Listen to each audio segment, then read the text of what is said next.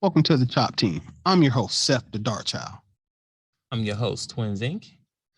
Our show is about two guys and any friends that happen to come over with a topic that we want to chop up. This is our barbershop style podcast. We discuss it all. If the fellas at the shop will go in on it, we will. Let's chop it up. What's going on, good people? How you doing? It's your boy Twins Inc., half of the Chop Team. Today is October 1st. You probably looking like, where's Seth the Dark Child? Well, this episode here is a one-off episode. We will have our show this Sunday. Today's the 1st, so that means that'll be the 3rd. So we'll be here on the 3rd doing live recording. But just want to talk to y'all for a little bit, man. Talk about mental health and life is short. So I just want to, first say this. We have lost one of our DaChop members. If you've been supporting us for a while, we had a guest that been on about 3 or 4 episodes this year. A really good friend of mine, Questboogie. We lost him last Friday, a week from today's date. He passed away on Saturday, but I talked to him a week from today, like exactly. I talked to him 2 times this last Friday around this time, 6 something and 8 o'clock something. We had a good conversation, but my brother passed away the next day. So I just want to, give him his flowers and talk about him for a little bit, Quest Boogie, his name is Carl. Good friend Carl, I met, but I'm relaying for a little bit. So I met Carl back in 2009.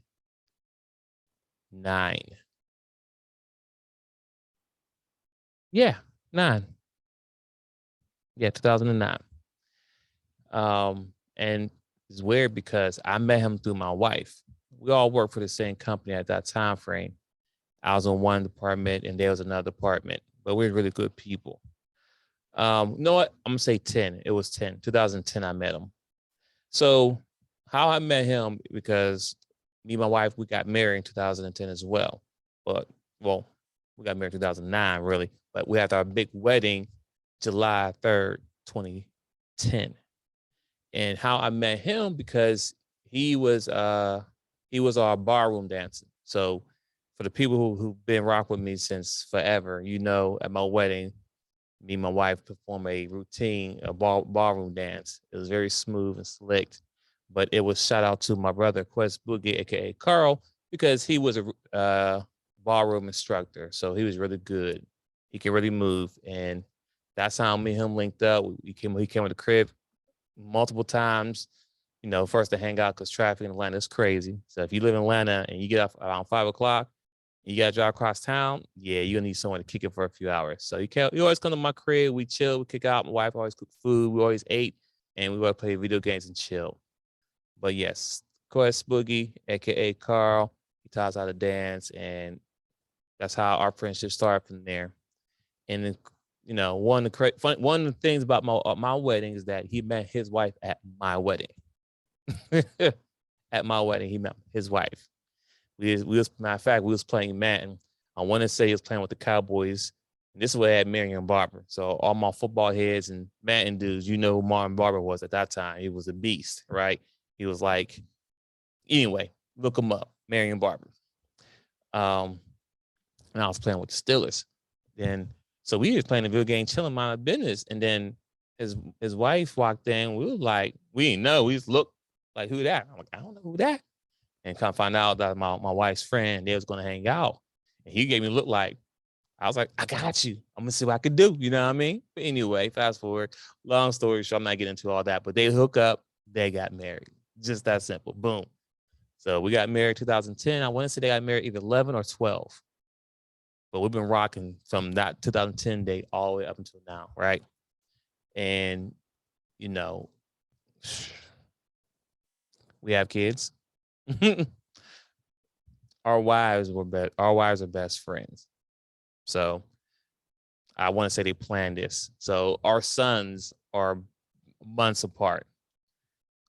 My son's birthday is in January. His son's in December, but I mean, I know it's like a year, but it's not a year. It's just a month. He was born December. My son was born in January. They're really months apart. My son's 7. They're both 7. So we had a really tight knit relationship. We've been through a lot, ups and downs, like brothers. I'm a twin brother and have an older brother. Love them to death. My day ones, because that's blood. But outside of that, outside of my twin brother, my older brother, Questboogie was a brother to me. He was that friend. Anyone who knows me personally, twinsinc, Dwayne, knows me personally that I don't really I'm not good with making guy friends, right? Like I look at guys sideways. I trust nobody. I mean, I don't trust guys, number one. Don't trust them, right? So the fact that he was able to be in my house, around my kids, my family, all that, he's family, he's brother. He's my brother that that wasn't biological. It's just that simple. I can't even break it down any more like that. And we have conversations about many things. You know what I'm saying? We talk about our marriages, our wives, our kids, sports, all that stuff. We play video games all the time. We link up. He was a really good brother, you know, and I had lost a dad. I lost, a lady friend early in my life before I met my wife. So, but this one here cuts deep. This one's almost on the same level as losing my dad, right? Not saying Questboogie was my dad, but he was a brother that close to me. Like we bonded that much. You know what I'm saying? Straight, no homo. He was a brother to me. And I spoke to him last Friday twice, right? We just, he out doing some work. You know what I'm saying? I call and check up on him because what we do, you know what I'm saying? And that's how he was doing. He said, all right, I'm gonna call you back and do this job real quick. Boom. Call you back an hour and a half later. Like, yo, let me tell you about this house I went to. And he's telling me how the house was. First, I went to some, a Native American house, right? And he said he went there to do a little inspection, blah, blah, blah, whatever. And he said, man, he walked in the back of the yard because he got to take pictures and stuff. He said they had bushes up to his pockets. Could you imagine walking behind someone's house and having bushes that high? He said, man, I was scared as heck. But then he was in Houston at that time frame, and he was telling me, man, the weather was getting low.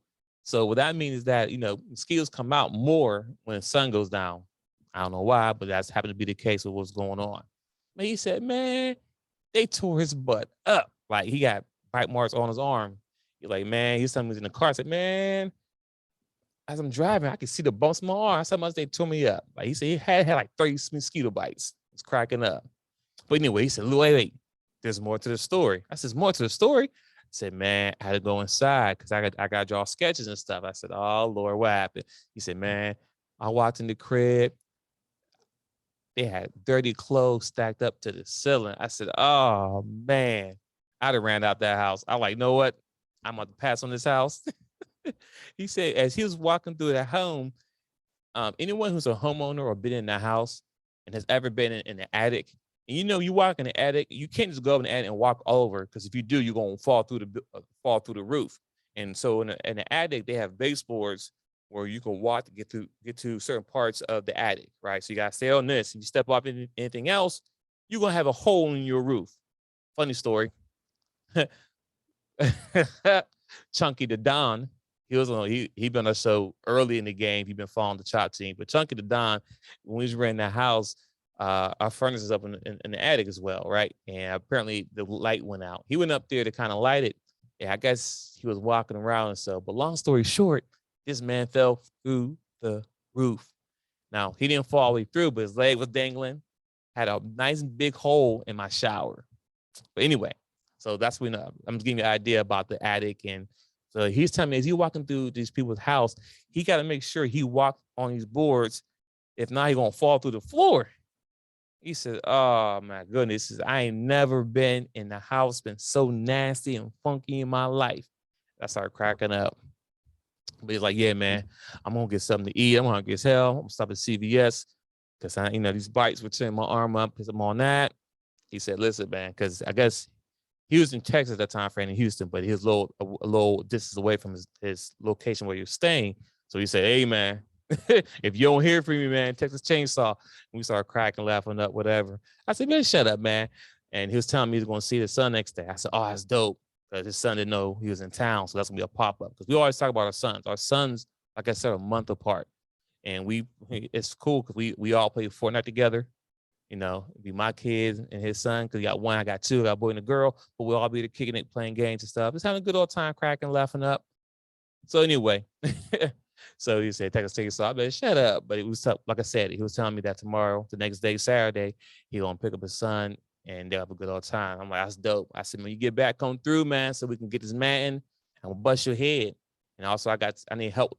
I need help building some stuff, because a couple of weeks ago, I went over his house. This man had me putting the desk together at his house, had to put a bin together at his house. You know what I'm saying? Like, man, I told him, I'm sorry, come over your house, man, because every time I come over, you got me working. He started laughing. I said, but I feed you, though. I said, you're right, though. You do make sure brother ain't hungry, though. I appreciate you. But it's all love, though. You know what I'm saying? It's all brothers do. We come over here, kick it, chill, eat food, whatever. That's what it is. Same thing. That's that bro love. And I think it's good for men. You know, if your family is close enough to you and you have a brother that you can talk to and vent to and stuff like that, it's good to have. Men need to have that outlet of someone who you can talk to, and also someone they can trust. You know, you just don't want to tell anybody anything to where you get in an argument with somebody and the person will throw your business out in the street because they mad at you. No. Do me and him argue? Of course, all the time. But have we fell out? No. We've been friends for over 2010 to 2021. So 11 years, never had any falling out. No beef, nothing like that.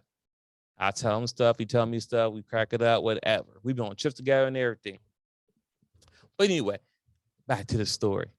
So yeah, we hung up. That was cool. Next day, you know what I'm saying? I'm at the Savage race run. I get a phone call telling me he passed away. I'm like, what? I hung up the phone like, nah, don't play with me like that. I just talked to my brother the night before. He ain't saying nothing was wrong with him. He was cool, good old time. He's going to come, you know what I'm saying? To get back, we was going to link up like we always do. He lives about 15, 20 minutes away from where I live now. So I'm always going to his crib. He always come over here.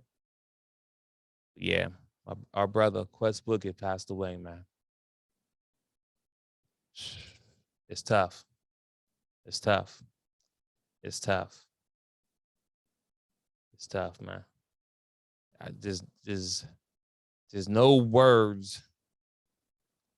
Anything I can say, man, it's tough because, you know, we have that tight bond.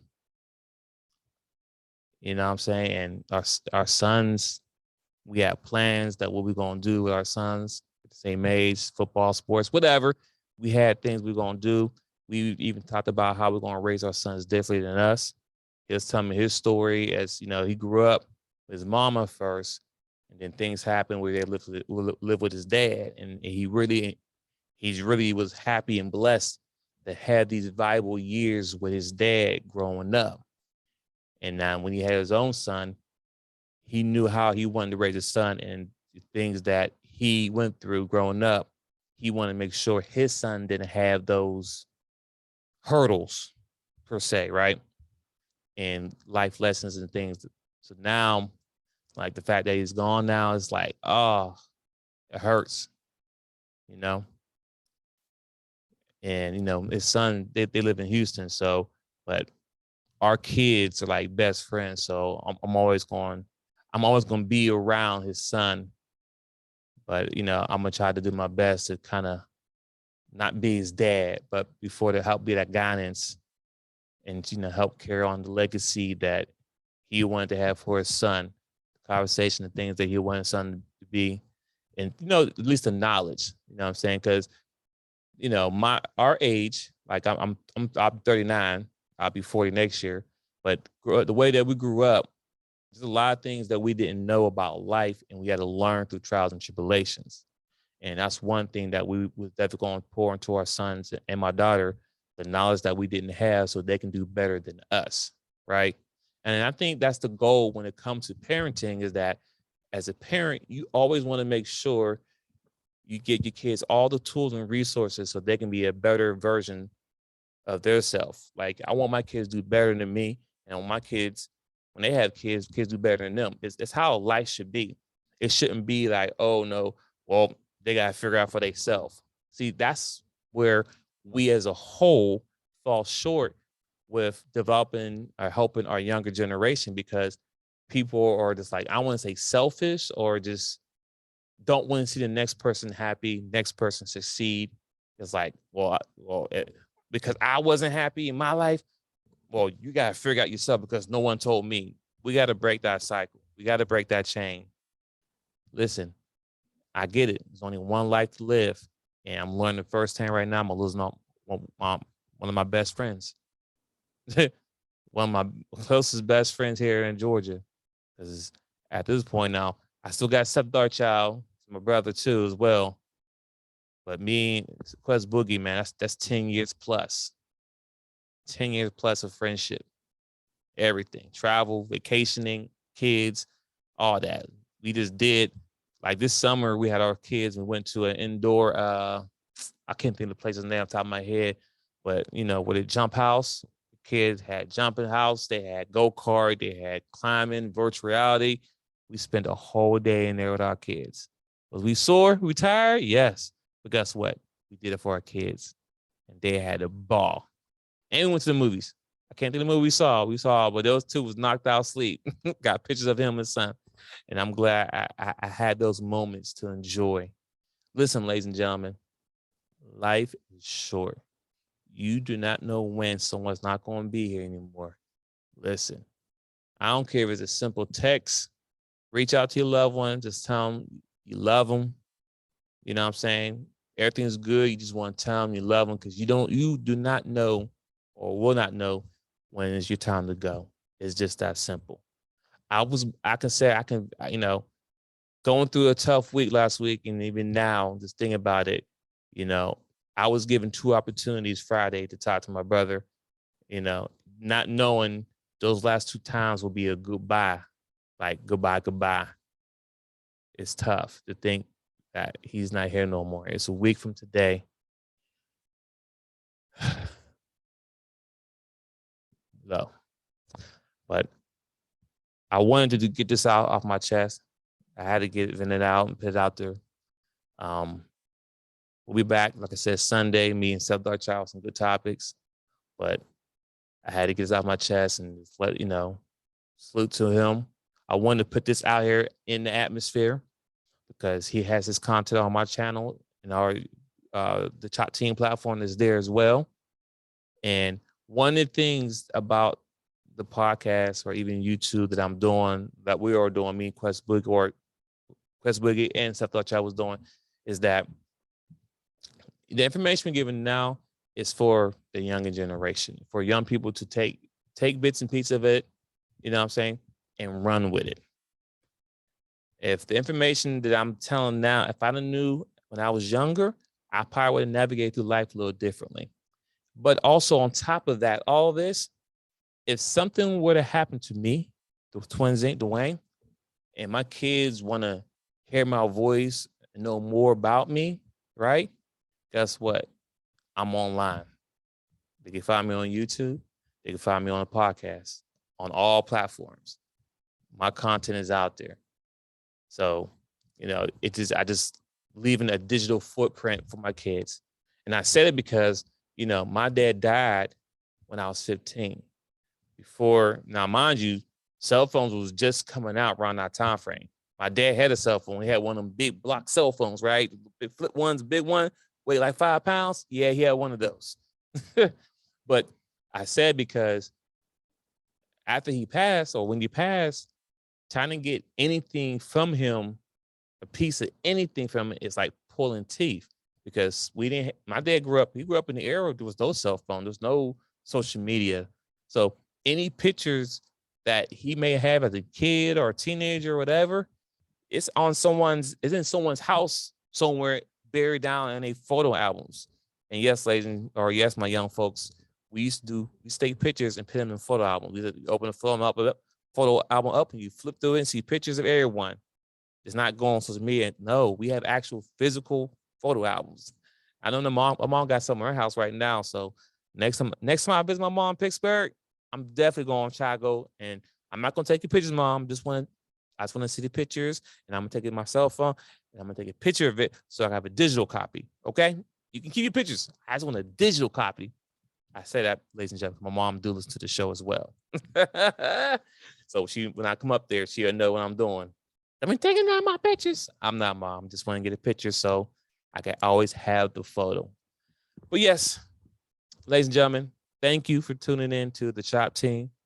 Like I said, we'll be recording Sunday, 3 p.m.-ish. Black folks, right?